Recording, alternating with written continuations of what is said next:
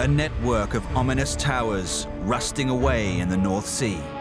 Being out there and living in one of these structures must have been very intense and quite terrifying. A mysterious concrete pyramid dominating the American Midwest. There's a brooding menace about the whole environment. A dilapidated medieval-style castle in the heart of urban America. It looks like someone airlifted one of the spectacular medieval buildings in France and just dropped it in the middle of Philadelphia. And one of the biggest machines ever built, forgotten in a German field. You're just completely flabbergasted at the enormity of this thing in front of you. Once they were some of the most advanced structures and facilities on the planet. At the cutting edge of design and construction. Today, they stand abandoned, contaminated, and sometimes deadly. But who built them and how? And why were they abandoned?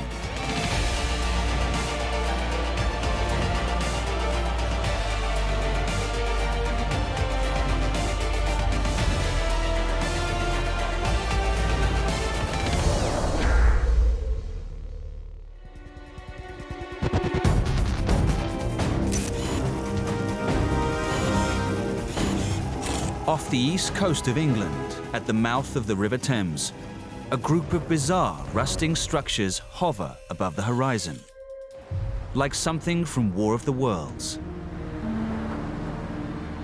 It looks like an alien standing as a sentry. Coming out of the water almost looks like deposited from an alien civilization. It's completely out of character from what you would expect. Standing 80 feet above the sea are 7 huge steel boxes weighing 580 tons. Supported on 4 17-feet-long splayed concrete legs extending down into the waters. Being out there and living in one of these structures must have been very intense and rather quite terrifying. You sort of know there are people nearby, but it must have been a very, very isolating and scary experience. It's easy to see from their corroded steel plating that these mysterious structures have been derelict for years. But what drove engineers to create these bizarre constructions in such an inhospitable place? What was their purpose? And why were they abandoned? By 1943, the Second World War had reached a turning point. Allied air forces were engaged in a new tactic of area bombing. Instead of targeting specific industrial sites, thousands of British and American bombers delivered massive round-the-clock raids on Germany's civilian centers. Hitler, enraged by these attacks on his cities, planned to obliterate London in a devastating aerial offensive. In response, the British military developed a top-secret defense project to protect the beating heart of the mighty British Empire.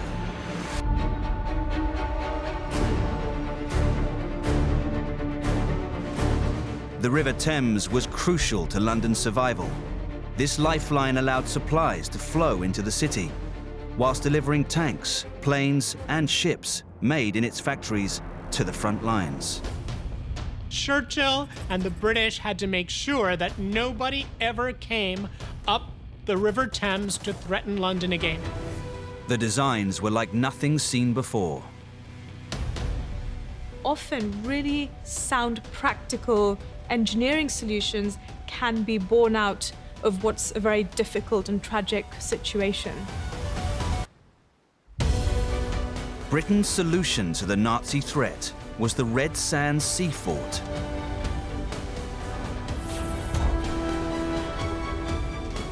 It's part of a string of defenses equipped with heavy anti-aircraft guns across the mouth of the Thames. This was total war, and in total war, you do not leave the river that goes up to your metropolis undefended. But would the fort prove effective against Germany's Luftwaffe? And how big a role did it play in Hitler's defeat?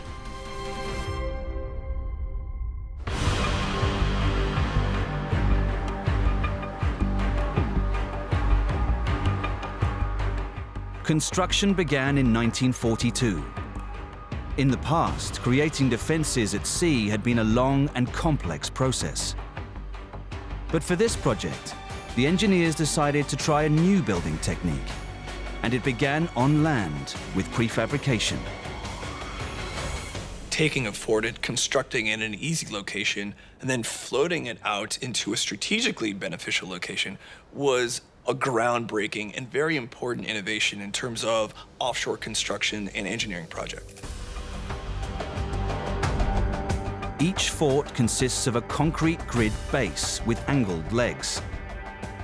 These support a two-story accommodation block with a gun platform on top.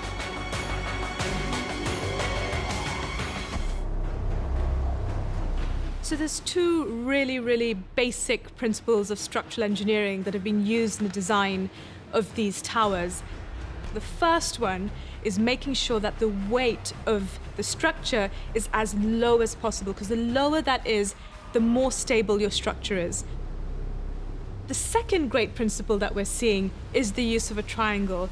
So by having a wide base and bringing the legs up almost into a point, you've kind of recreated that stability of a triangle. And structural engineers absolutely adore triangles because they're a really stable shape. These legs support towers, each weighing 580 tons. Built at Gravesend in Kent, they were then carried by tugboat and sunk into position. 3 groups of 7 towers were built to defend the Thames, the majority armed with heavy anti-aircraft guns.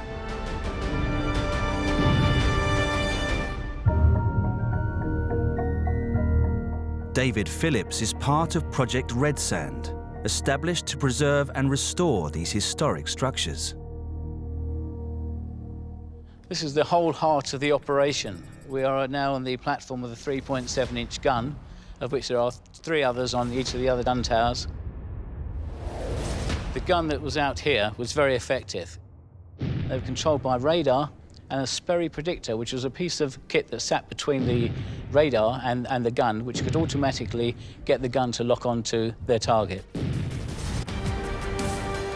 By the end of 1943, the Thames forts were ready for battle. All that remained was to man them with soldiers. 165 were needed for each group of towers. To operate the gun, there were 2 crew on the gun itself, and then there were lots of people in the control tower and also watching by the searchlight.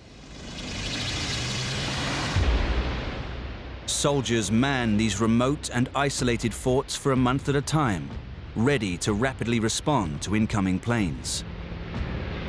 Down here is the shell lockers all around the site, all around the gun towers, which held the 3.7-inch shells. They were brought up from the armory and loaded into these lockers. But living conditions could be brutal.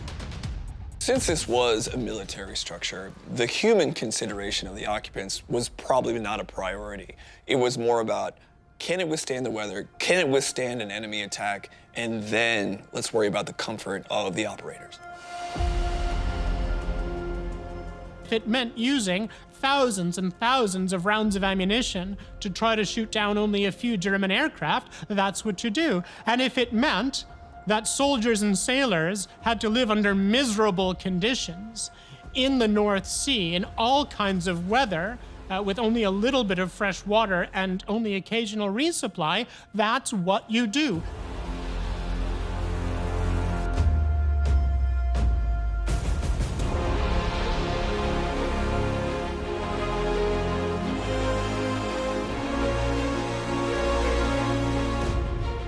Crews braved the volatile conditions and guarded this gateway to the heart of London with great success, shooting down 22 Nazi aircraft. And when Hitler targeted London with swarms of his V1 Vengeance weapons in the summer of 1944, 30 of them were sent plummeting into the sea. Having anti-aircraft artillery pointed at anyone who tries to approach London up the River Thames limits German options. The German bombers that attacked London during the Blitz, they could not just drive right up the river and attack London. Hitting targets with any degree of accuracy was extremely difficult for World War II era bombers. Rivers provided a valuable landmark and helped crews navigate their way towards their targets. Removing the Thames as a guiding marker greatly diminished the destructive power of German bombers. These stark forts are one of the most extraordinary engineering successes that helped lead the Allies to victory in 1945. Having fulfilled their purpose, the British government decommissioned them in 1956, leaving them abandoned. Today, 7 of the original red sand sea fort towers remain, rusting away at sea. The fact that the red sands forts are still standing to this day is a testament to the quality of the engineering and construction involved in making them and putting them to use. The battle to preserve this piece of history goes on. But without urgent funding, these remarkable engineering feats will be lost to the elements. Engineering can't last forever, and these have served their purpose, so it's often a difficult decision, but sometimes we do just have to accept that things just can't be there forever.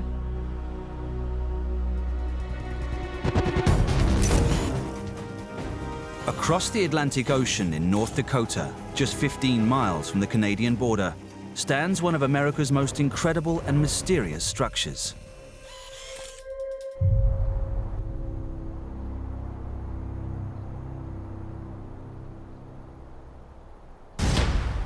Standing on top of a sloping mound, this 79-foot-tall concrete pyramid looms over the surrounding plains.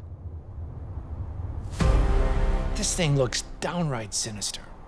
This has to be one of the weirdest looking things in the entire country. There's a brooding menace about the whole environment. There are no windows visible. Sloped at 56 degrees, the otherwise blank surfaces of each wall are punctuated with strange white discs. You're confronted with something completely unworldly for where you are.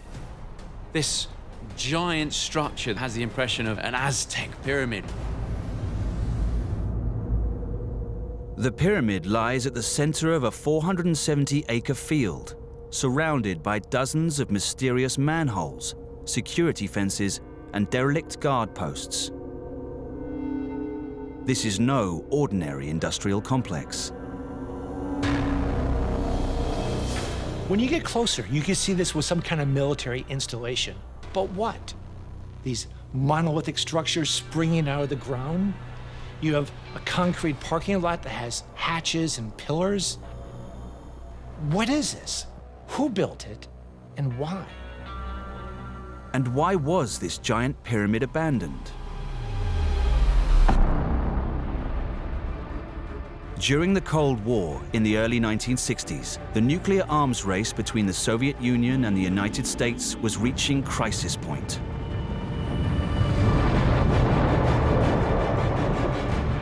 A fierce debate broke out within America's armed forces about the best way to protect the nation and its arsenal of missiles from annihilation by Soviet intercontinental ballistic missiles. By the 1960s, the popular imagination has fixed on the idea that nuclear war will involve all-out total war assault.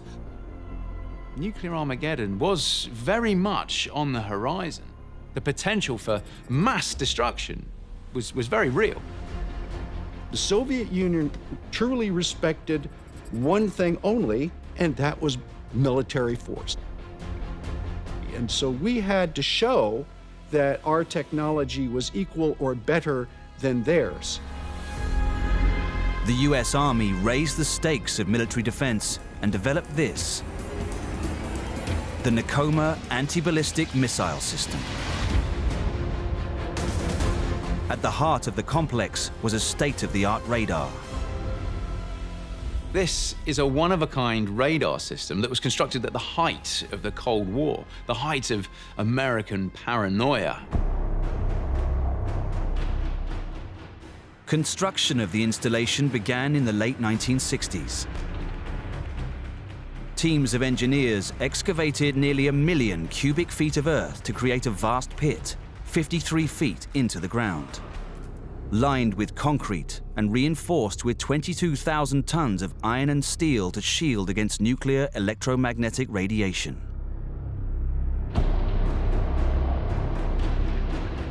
Inside, multiple floors covered 127,000 square feet and contained tactical operational systems, weapons control, and the new phased array radar. Local resident Dwayne Otto is caretaker of the Nakoma complex. The phased array is a radar that will, through the computer system, will detect a missile or an object coming in from Russia at a greater distance. The technology develops to create a virtual radar antenna that is capable of focusing in different directions without actually having to move a big piece of steel mesh. This was the cutting edge of technology to allow the USA to feel safe that should there be a strike from the USSR, they'd be able to take out those nuclear warheads before they landed on American soil. Achieving this level of defense required the most advanced computer in the Western world.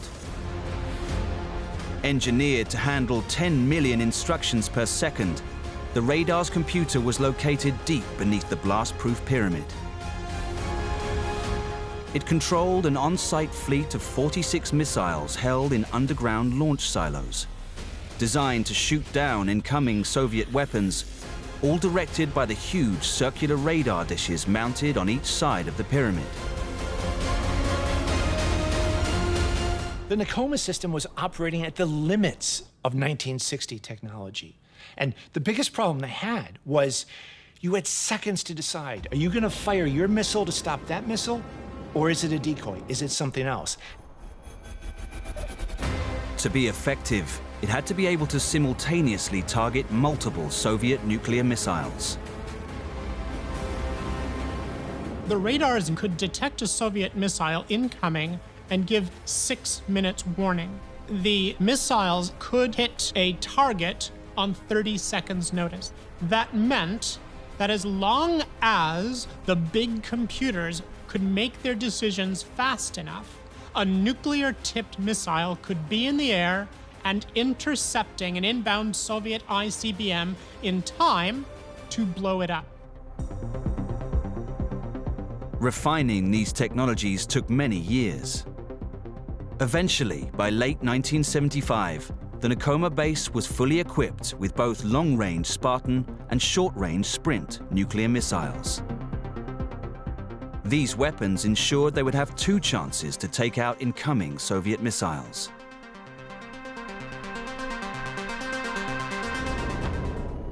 We have here Sprint missile field. You'll notice that there's a white cover on top of this missile site. That is mainly fiberglass. When they fire this missile, it will go directly through the fiberglass.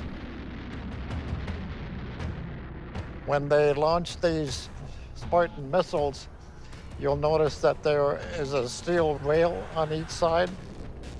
When this missile is ready for firing, they send the signal, and then there's explosive charges in that area, and they'll blow this cover out of the way and be speeded on its way to the outer atmosphere. But would this high-tech missile defense system actually work? And why was it abandoned? Completed in 1975, the complex cost $5 billion to build, equivalent to around £20 billion today.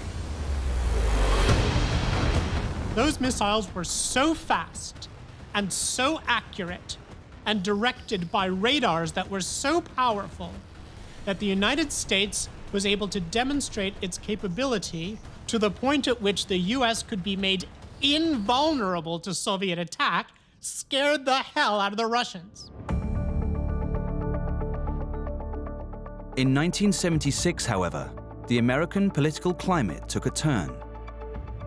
In the wake of the Watergate scandal and President Nixon's resignation, Jimmy Carter was elected into office, bringing with him a new Cold War policy. After just 5 months of full combat readiness, the US government concluded that Nakoma was no longer an effective war deterrent and abruptly shut the complex down, leaving it abandoned. Although it was technically operational, rumor has it, it was only ever switched on, screens alight, lights flashing, buzzing noises, for 3 days. So when you look at Nakoma, you're in for a shock. When we waste money, we really go down in flames, don't we? I mean, this has to be one of the greatest waste of taxpayers' money in the Cold War, if not in history. Yet many experts believe the vast sums of money spent at Nakoma did in fact help negate the Soviet threat. If you look at it that way, the very fact that the nuclear war never did break out, maybe the American taxpayers did get value for money. If $5 billion was the cost of nuclear peace, that is $5 billion well spent. Today, the Nakoma Safeguard Complex lies abandoned in a remote corner of North Dakota. Plans are afoot for Nakoma to be opened up as a tourist attraction. Now you might think, well, why am I going to want to travel a distance and pay money to go and visit this giant concrete eyesore? Well, you could look at it this way. And it's a monument to the fact that the two nations could come together and resolve their issues to create peace. Despite its short, active life, Nakoma pushed the boundaries of radar and computer technology. It proved that simply flooding the planet with nuclear missiles was not necessarily the way to win the Cold War. And I think reason enough to keep Nakoma as it is, and to go along to learn about that history and feel the significance of what is otherwise just this giant, mysterious concrete structure.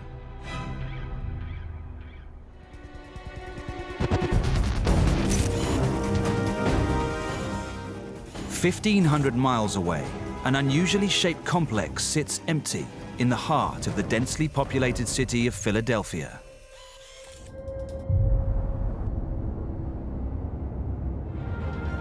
When you come across what looks like a medieval castle in Philadelphia with battlements and flags waving from turrets, it looks like someone airlifted one of the spectacular medieval buildings in France, the ones that inspired Disneyland, and just dropped it in the middle of Philadelphia. Taking up nearly 10 acres, or several city blocks, it's surrounded by 30 feet high, 10 feet thick stone walls that contrast sharply with the homes and offices that fill the surrounding streets.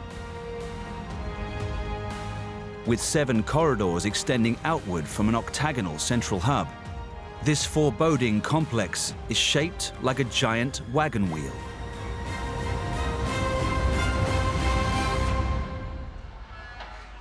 Is decaying and moldy and dark and damp, a haunted place where you definitely don't want to spend any time. It's really spooky. You could smell the paint peeling off of the walls and the damp concrete. It's really, really eerie. What was the purpose of this strange site, and why was it abandoned? In the early 1800s, the state of Pennsylvania had a problem. The prisons they controlled were overcrowded, hard to keep orderly, and inhumane for the inmates. For decades, prisons were cold, crowded buildings where inmates were just crammed in like chickens in a coop, inviting disease, violence, even death. So officials planned a bold new site for the rehabilitation of prisoners, the Eastern State Penitentiary. The aim was to create a state-of-the-art prison that put all others to shame and revolutionize the justice system. You could see that this was a real reaction to a social reform. And at the time, very revolutionary indeed. In 1822, work began on America's biggest and most expensive prison project, costing the modern equivalent of £15 billion.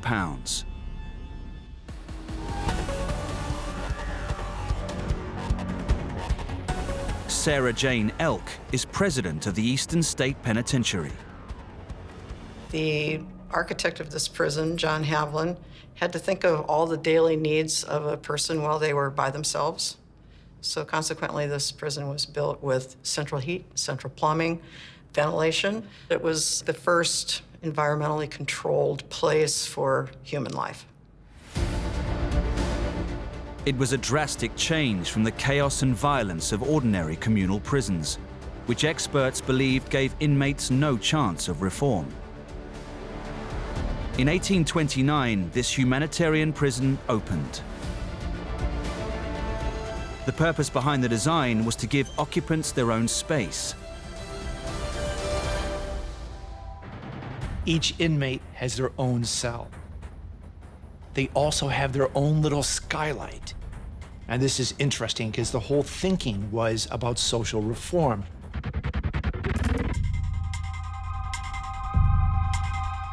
The skylight was designed so that inmates would feel the presence of God as he looked down upon them.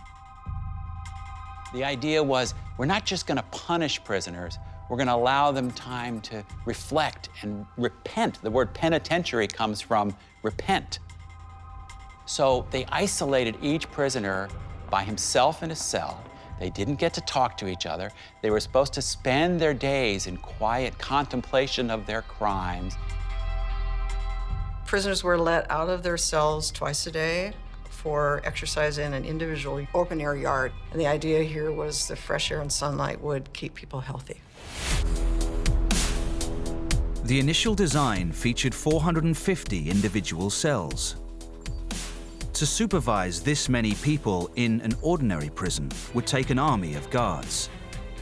So, British architect John Haviland solved this problem by introducing a unique layout.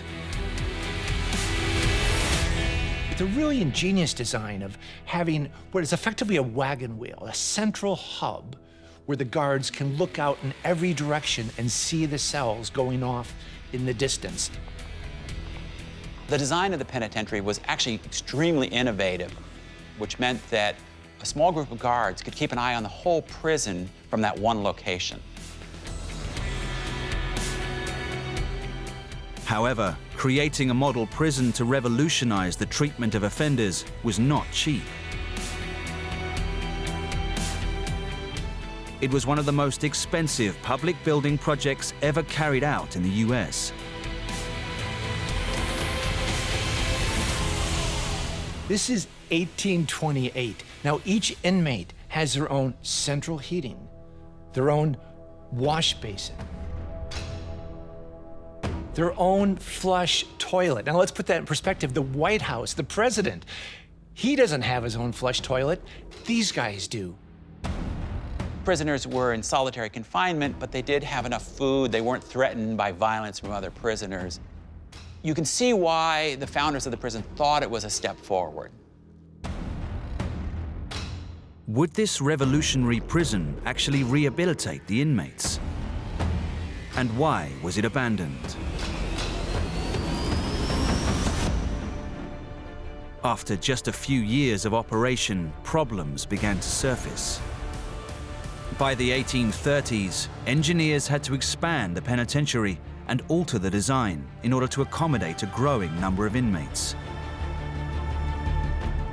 They had to double the cells. They had to bring in a whole lot more prisoners. So all those nice design features about solitude that would foster reflection, that was gone.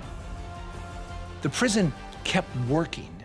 It kept functioning, but it was no longer the idyllic prison of the future it once was.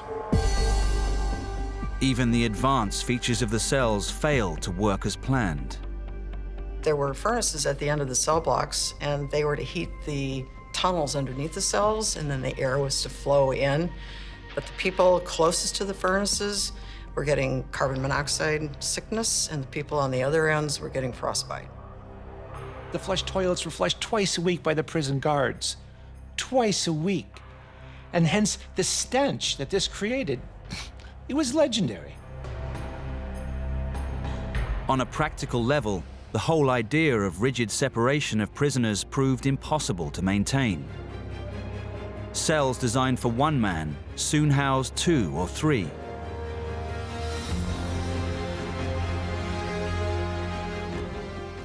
By the end of the century, the notion of solitary confinement, originally intended to encourage prisoners to reflect and reform, was replaced with overcrowding and harsh, unsanitary conditions.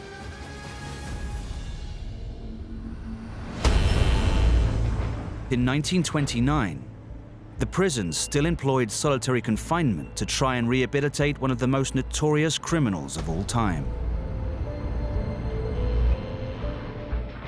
Yeah, the Eastern State Penitentiary actually had quite a few famous prisoners in it, the most famous being Al Capone, who spent a few years there for a minor charge. Now, he was serving 8 months, although his original sentence was longer. He described his time there as easy. Well, it would be easy when you have your own sofa, your own bookcase, and your own record player that you play waltzes on. It couldn't have been that easy, though, because we know he spent a good deal of his bootlegging income trying to get that sentence even further reduced.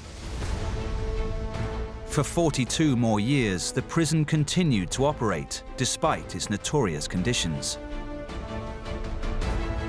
But in 1970, because of overcrowding, the once revolutionary prison finally closed its doors for good.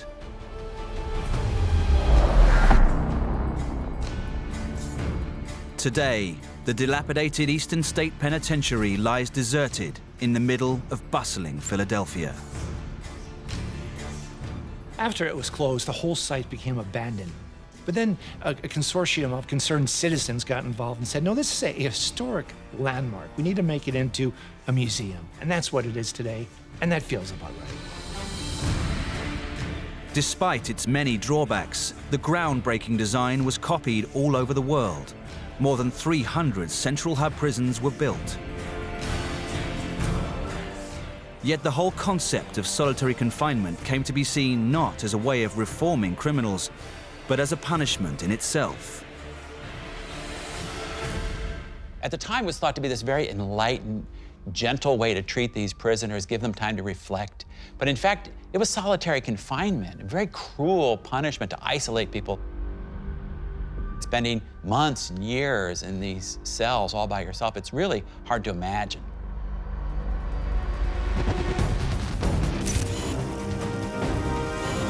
Over 4,000 miles away, across the Atlantic, in Schipkau, East Germany, a corroding mass of steel towers over the landscape. Out of the thick pine forest emerges a monster machine. You're just completely flabbergasted at the enormity of this thing in front of you. This thing looks like something out of Star Wars. This giant superstructure, it's 160 feet high. It's got this evil-looking wheel at the front of it. This vast, rusting hulk is made of 3 grid-like arms, all connected by a spider's web of steel cables.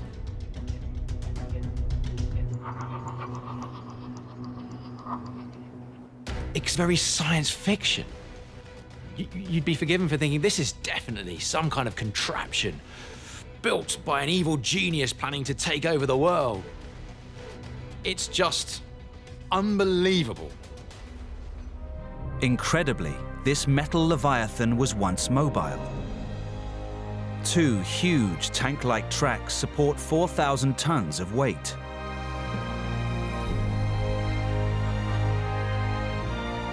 Control cabins perched among the girders also suggested it carried a crew. But what is this mysterious machine? Who built it? And why was it abandoned in the middle of nowhere?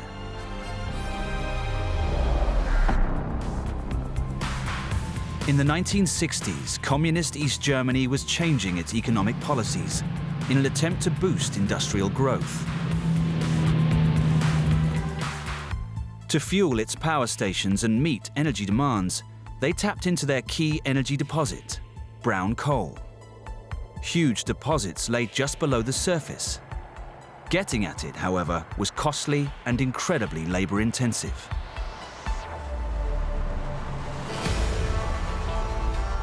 In 1964, the engineering firm Lauchhammerwerk developed something radical to overcome this problem.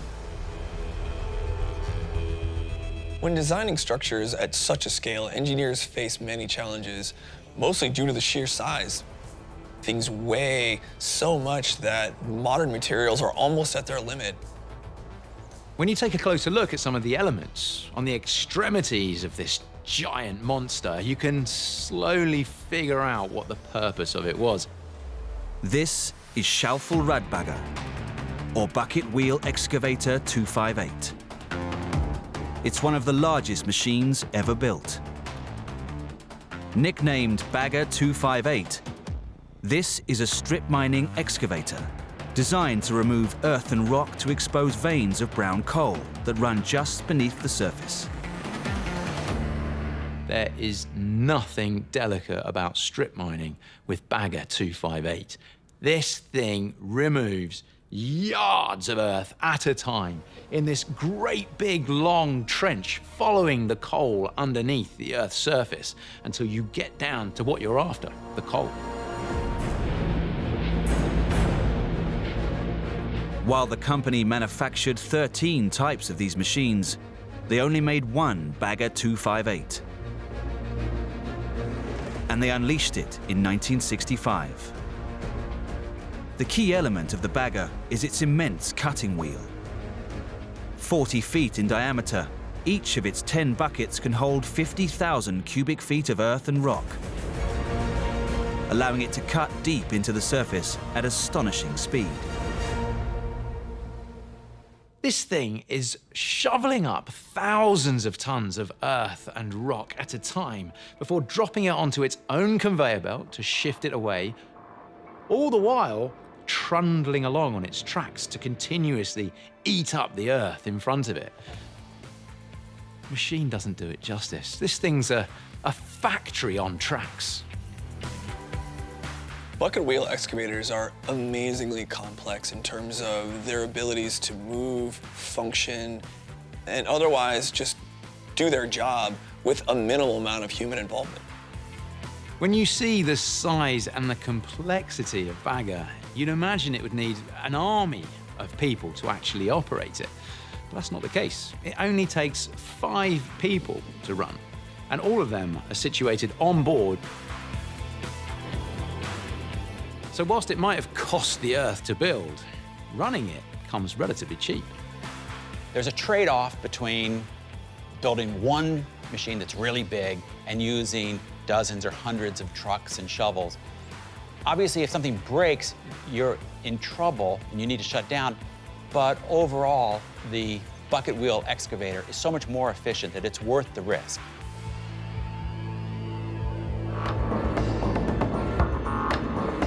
It began operating in 1965, and though designed to extract coal efficiently, it was painfully slow-moving.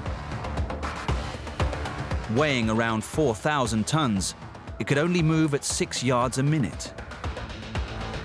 And even that was no easy task. That's hardly going to beat any world land speed records, but it's actually extremely impressive when you consider the size and the weight of this thing. In fact, it weighs so much, as it moves, any ground ahead of it needs to be specially prepared. And any roads it crosses needs to be prepared so that it doesn't just pulverize the surface. Yes, Bagger is mobile, but mobility comes at a cost. One of the big challenges is you've got to move the bucket constantly, so it's always digging in to fresh soil or fresh coal. The bucket excavator has to pivot as the wheel is turning into fresh soil. Then the whole thing also has to creep forward in order to move into new areas to be excavated.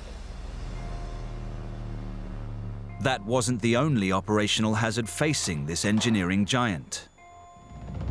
What strikes me about Bagger is the number of appendages that it has sticking out from its main body.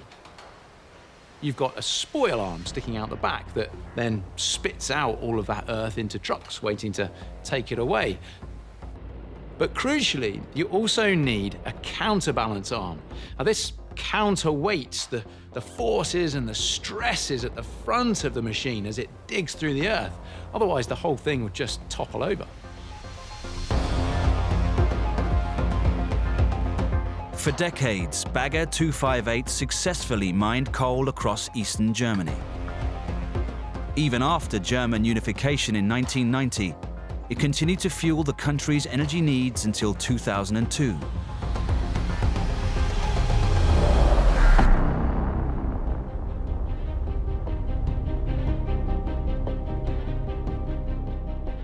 Eventually, it simply ran out of material to mine, so operation was halted and the machine abandoned.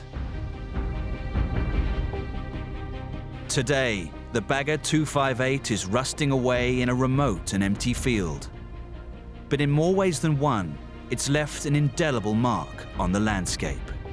The problem with large bucket wheel excavators is that they're made of man-made materials and metals that do not weather very well. So preserving them for future generations would be very expensive, very costly, such that leaving them in the field is probably the only true solution we have for us.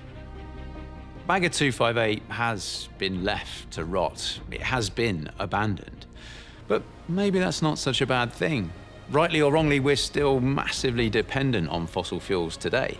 And Bagger 258, for me, is a reminder and a monument to the effort and the ingenuity required to exploit the Earth's resources in the way we do.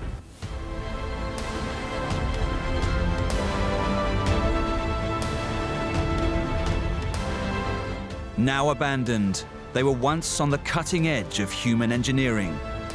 Within these decaying structures are the echoes of history. They speak of war and terror, but also of exploration and human endeavor.